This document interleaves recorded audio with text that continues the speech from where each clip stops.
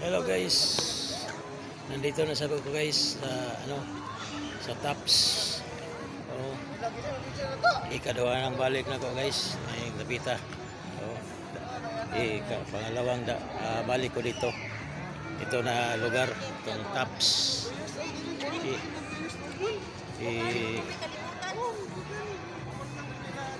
Isang taon na po ang nakalipas guys. Nandito kami. Ngayon nakabalik na siya. Okay. Sa nandito kami atong noong isang tuig.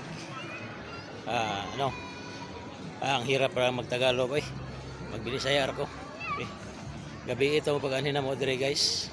So ngit-ngit kayo karon o landag kayo guys oh. Excuse me. Tanawa oh. Munay lugar rin sa kuan guys kining Cebu. Munay kinahabugan nga area dapit sa Cebu. Munang giingnan og mountain tops no. Kay makita man ang kinaubsan guys. Munang giingnan ni kining mountain tops. Okay? Awan nyo guys oh. Makikita nyo ang kinatibukan sa area ng Lapita sa bukid. Daghang kay tao guys. Diri pong Lapita sa pikas nga side guys. O maragi hapon. Diri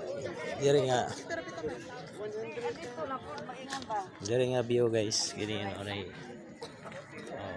kita diri sa ubos. May kinatibukan nga area diri sa Cebu guys.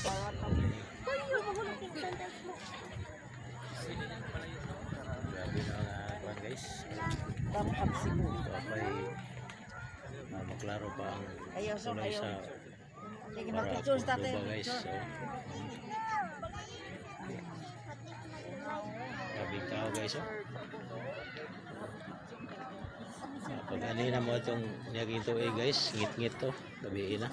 So karon hayag ito kaya guys ang maong area. Ito na ako. Ito pa sa pikas nga side ang kuwan sa Cebu guys. Magamit yung aerial view guys, lami yung kaya yun. Naman yung may